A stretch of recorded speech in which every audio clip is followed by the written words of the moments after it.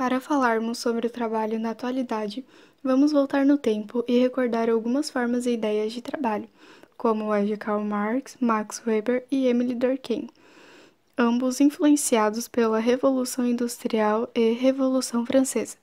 Na visão de Durkheim, há uma divisão no trabalho, sendo assim a sociedade se diferencia das outras internamente, fazendo com que os trabalhadores dependem uns dos outros e assim vai aumentando os laços entre os mesmos, resultando numa coesão social.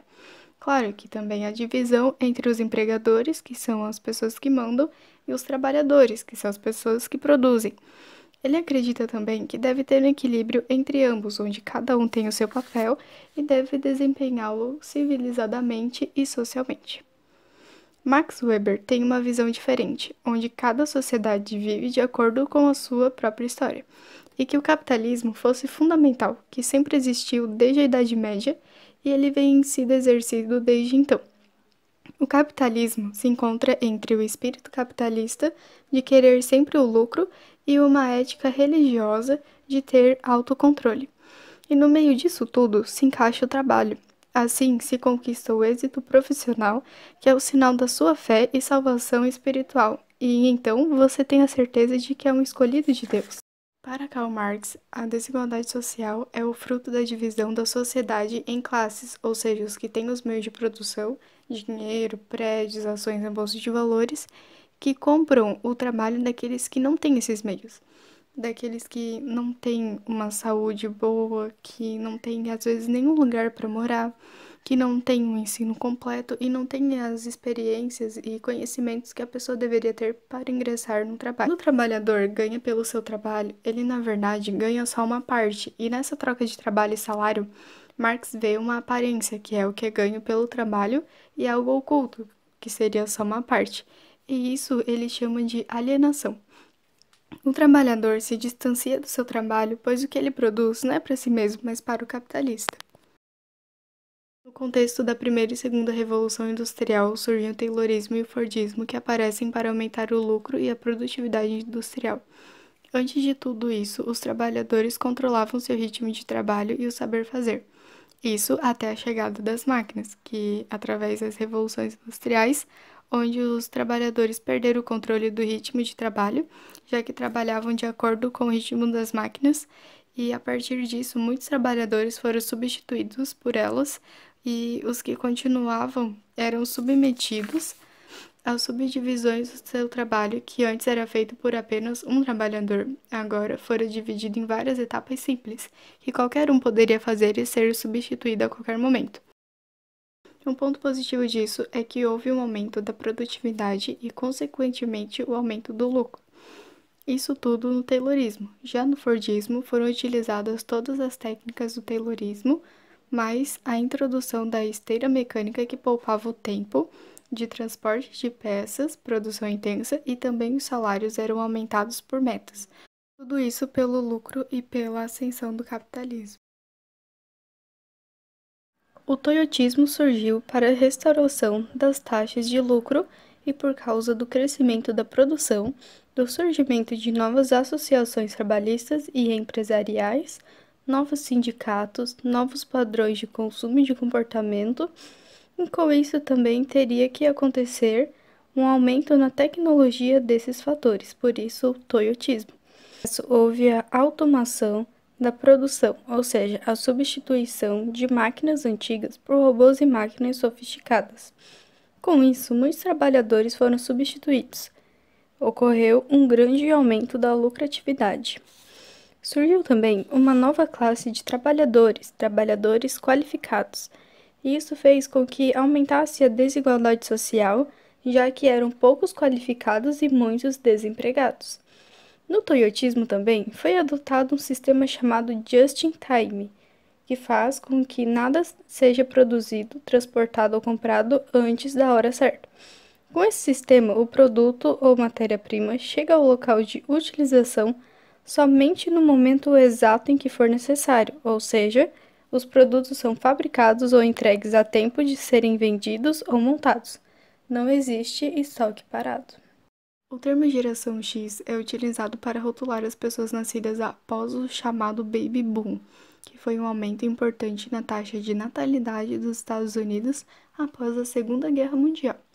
Essa geração inclui a população nascida no início de 1960 até o final dos anos 70 e até o comecinho dos anos 80. Criado pelo fotógrafo Robert Capa no ano de 1950, o termo Geração X foi utilizado em um dos seus ensaios fotográficos. O trabalho em questão era sobre jovens mulheres e homens que cresceram depois da Segunda Guerra Mundial. Geração Y é constituída por pessoas que nasceram entre 1980 e 1990. Em tempos de grandes avanços referentes à tecnologia e em uma época de economia estável, foram extremamente mimadas quando pequenas. Seus pais, a maioria da geração X, acometida por diversas crises e grandes taxas de desemprego, criaram os filhos com diversos presentes, atenções e atividades. Acostumados com a rapidez para conseguir o que querem, os jovens Y, quando iniciam suas carreiras e lutam por bons salários desde cedo. Com a corrida tecnológica entre diversas empresas, surgiu o barateamento e o fácil acesso a itens de última geração como smartphones, que são utilizados para diversas outras finalidades, além da simples tarefa de ligar e receber ligações. Assim como os membros de sua geração criados realizando diversas tarefas ao mesmo tempo, os produtos tecnológicos lançados para os nascidos nessa época agregam múltiplas funções, permitindo que o jovem fale ao telefone, acesse a internet, escute música, comunique-se com seus amigos por mensagens, tire fotos e faça filmes, além de pedir comida com um único aparelho remoto que possibilita a realização dessas atividades de qualquer lugar. Este grupo, ávido por informações e novidades a todo tempo, tornou-se o alvo perfeito para as empresas que ofertam novos serviços tecnológicos. Além disso, a geração Y tem um ponto de vista diferente da geração X, que viveu em guerras e épocas de desemprego. Apesar da curiosidade e preocupação com a sociedade que esses jovens demonstram, todos nasceram em um período de crescente modificações de ideologias políticas existenciais e ao mesmo tempo inseridos em uma cultura de competição e individualismo extremado.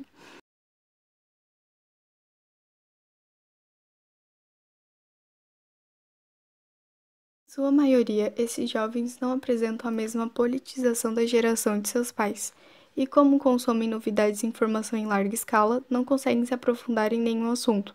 Consomem milhares de informações com rapidez, porém esquecem-se de tudo com a mesma velocidade. A geração Z é constituída pelas pessoas que nasceram durante o advento da internet e do crescimento das novas tecnologias digitais, como smartphones, videogames e computadores mais velozes, por exemplo. As pessoas da geração Z já não conseguem imaginar viver num mundo onde todas as coisas não estejam conectadas no ambiente online e com troca instantânea de informações. De acordo com algumas pesquisas, as áreas de interesse profissional que predominam entre a geração Z são aquelas relacionadas com a ciência, tecnologia, engenharia e matemática, principalmente.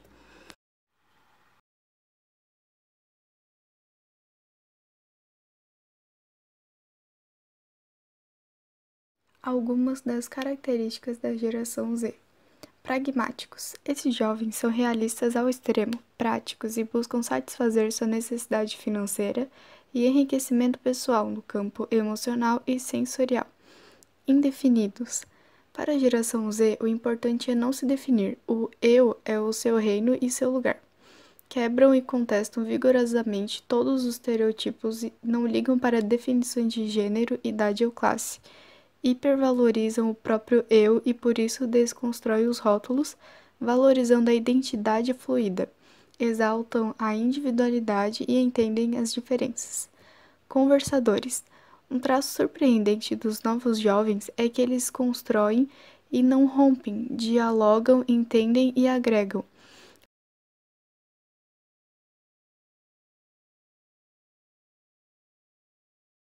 O diálogo é a ferramenta e a rede, seu campo de conciliação. São ativistas, compassivos e ponderados. Selfies reais. Pessoas que se mostram por inteiro e sem máscaras. É a primeira geração que vive a ressaca da vida em rede. São autênticos e espontâneos, expõem suas fragilidades, intimidade explícita e valorizam a transparência. Claro, é uma geração que adotou um novo código universal baseado em memes e emojis. Usam a linguagem por códigos para exercitar sua capacidade crítica com leveza e humor.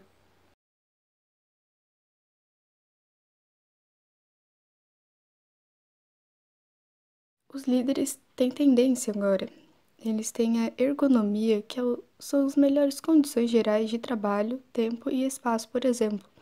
Preocupação com o lado humano do trabalhador e seu bem-estar, a fim de otimizar seu trabalho e aumentando o lucro.